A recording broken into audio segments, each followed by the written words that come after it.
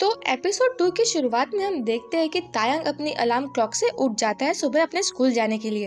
Actually में उसे रात भर नींद ही नहीं आई थी क्योंकि उसके माइंड में उसकी एक्स गर्लफ्रेंड के डेथ के बारे में ही सीन चल रहे थे। और जब से उसकी डेथ हुई है तब से उसको उसके बारे में ही सपने आते हैं। और शायद इस चीज में उसी की गलती थी। वो चाहता था कि वो किसी से अटैच ना हो, लेकिन वो किसी से अटैच हो गया। उसकी जो गर्लफ्रेंड थी वो थी गैंग लीडर की बहन। एक दिन उन लोगों ने साथ में भागने का प्लान बनाया था अपनी बेकार से गैंग को छोड़कर। बट तभी उनके गैंग लीडर यानी कि उस लड़की के भाई ने उन्हें पकड़ लिया।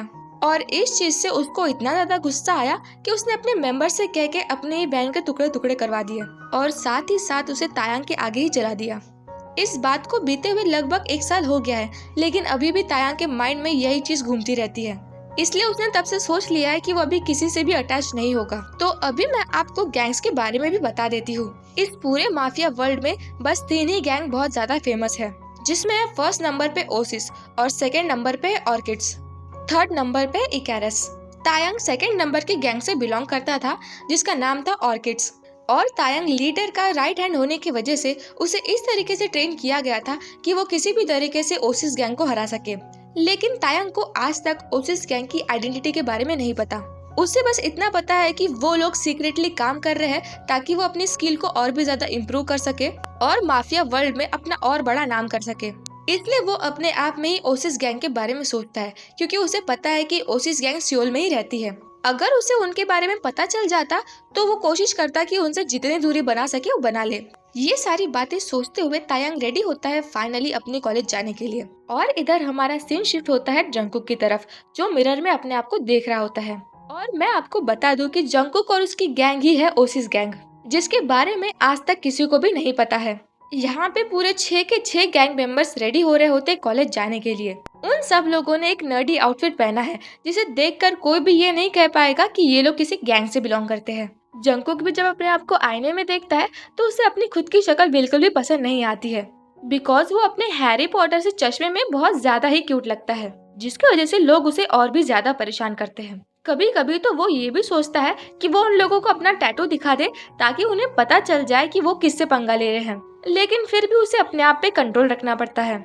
उन सब लोगों का आउटफिट ऐसा है जिसमें उनकी पूरी बॉडी ढकी हुई है और जो भी कुछ उनका टैटू दिख रहा है वो उन लोगों ने मेकअप से कंसील कर लिया है।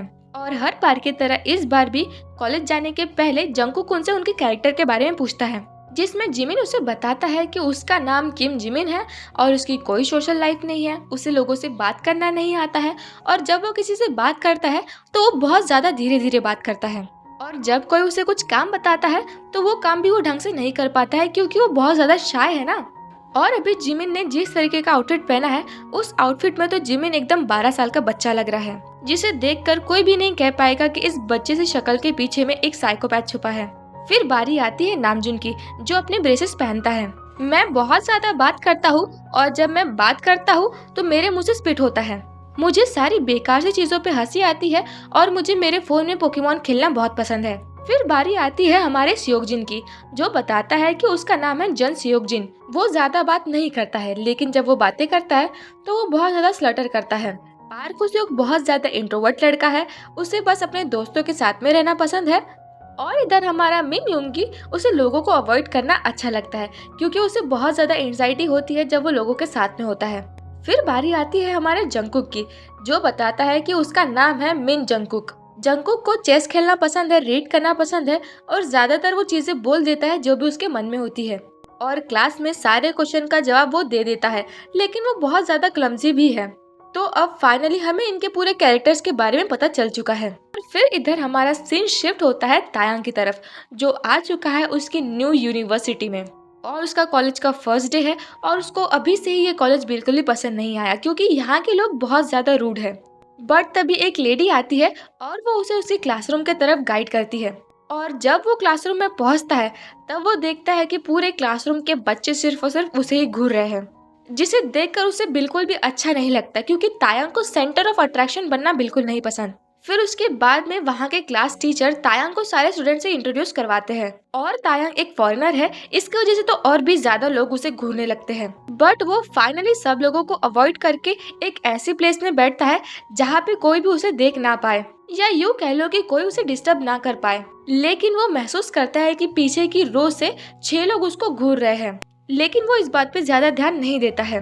कुछ देर बाद हम देखते हैं कि फाइनली उनकी क्लासेस खत्म हो जाती है, और टू बी ऑनेस्ट जंगकुक को ये क्लासेस बहुत अच्छी भी लगती है क्योंकि उनके सर उनको इतना अच्छे से पढ़ाते जो है। बट क्लास खत्म होने के बाद में जब वो अपने घर जाने के लिए रेडी होता है, तब वो किसी की आवाज सुनता है और फिर वो देखता है कि एक लंबा सा लड़का एक डरे सहमे बनी टाइप के लड़के को परेशान कर रहा है। वैसे तो तायांग अगर चाहे तो वो उस परेशान करने वाले लड़के को मार सकता है, लेकिन अभी वो फिलहाल के लिए सोचता है कि नहीं, वो ऐसा कुछ नहीं करेगा। इसलिए सिर्फ वो उससे झूठ कहता है कि एक लड़की उसके बारे में बात कर रही थी कि वो कितना ज्यादा हैंडसम है। और ये बात सुन के वो लड़का सीधा जाता है उस लड़की के पास में, और वो ये चीज भूल जाता है कि वो किसी को परेशान कर रहा था। फिर तायांग की जब नजर पड़ती है उस बनी से लड़के की तरफ और उसके दोस्तों की तरफ, तो वो सोचता है कि ये लोग कितने क्यूट हैं। उस लड़के के सारे दोस्तों ने बैगी क्लॉथ्स पहने हैं, बड़े बड़े चश्मे पहने हैं, और कुछ लोगों ने तो ब्रेसेस भी लगाए हैं। इन्हें देखकर तो कोई भी परेशान करेगा ही। बट तभी जंगकुक झिझकते हुए तायांग से पूछता है कि क्या वो बात सच थी, और फिर तायांग उसे ना में जवाब देता है। जब जंगकुक और तायांग का आई कांटेक्ट होता है तो उन दोनों को कुछ ना कुछ फील होता है। बट तायांग ज्यादा किसी से कनेक्शन नहीं रखना चाहता है, इसलिए वो वहाँ से चला जाता है। लेकिन इधर हमारे जंगकुक की हालत एकदम खराब हो चुकी है, क्योंकि जब से उसने तायांग को देखा है वो बस उसे ही देखता रहता है। हो सकता है कि वो तायांग की ब्यूटी की वजह से उसकी तरफ अट्रैक्ट हो रहा हो, या फिर ये भी हो सकता है कि उसे उसके ऊपर में शक है, इसकी वजह से वो उसके ऊपर में अट्रैक्ट हो रहा है, क्योंकि जंगकुक ने उसके क्लास के सारे स्टूडेंट्स के बारे में इंफॉर्मेशन निकाली है। यूँ समझ लो कि उसने इतना ज्यादा बैकग्राउंड चेक कर लिया है कि उसे उनके पैदा होने के पहले के बारे में भी पता है। बट तायांग एक न्यू स्टूडेंट है जिसके बारे में उसे कुछ भी नहीं पता है। लेकिन अभी इस इंसिडेंट के बाद में उसे एक चीज तो रियलाइज हो गई है कि उसे तायांग चाहिए। नेक्स्ट डे हम देखते हैं कि तायांग कॉलेज में आता है और वो कैंटीन में कुछ खा रहा होता है। तभी हम देखते हैं कि वहाँ पर एक लंबा सा लड़का तायांग के आगे खड़ा हो जाता है और वो उसे थैंक यू कहता है। बट तायांग समझ नहीं पाता कि वो किस बारे में बात कर रहा है, और फिर वो लंबा सा लड़का थोड़ा सा हकलाते उसे बताता है कि कल उसने जिस लड़के की मदद की थी उसका नाम जंगकुक है और उसके तरफ से वो थैंक यू कह रहा है। फिर तायांग ये चीज नोटिस करता है कि उसने ब्रेसेस पहने हैं और उसे हकलाने की आदत है। लेकिन तायांग को यहाँ पर किसी भी तरीके के फ्रेंड्स नहीं बनाने हैं, इसलिए वो डायरेक्ट उससे कहता है कि ओके ठीक है। और अब तायांग को जंगकुक का नाम पता चल गया है, इसलिए अब तायांग को उसके बारे में अच्छे से याद रहेगा। ये सब सुनने के बाद भी सियोकजिन वहीं पे खड़ा होता है, इसलिए तायांग उसे बस डराने के लिए बहुत इंटिमिडेटिंग तरीके से उसे कहता है कि तुम जितना मुझसे दूर रहोगे उतना तुम्हारे लिए अच्छा होगा। और तायांग का ऐसा ऑरा देख के सचमुच सियोकजिन डर जाता है और वो ये सोचता है कि इस लड़के में कुछ ना कुछ तो बात जरूर है। फिर ऐसे ही कुछ दिन बीतते हैं जहाँ पे ये 6 के 6 मेंबर्स तायांग को दूर से ही देख रहे होते हैं, और घर आने के बाद सबके सब तायांग की ब्यूटी के बारे में बात करने लगते हैं कि किस तरीके से तायांग उन्हें चाहिए।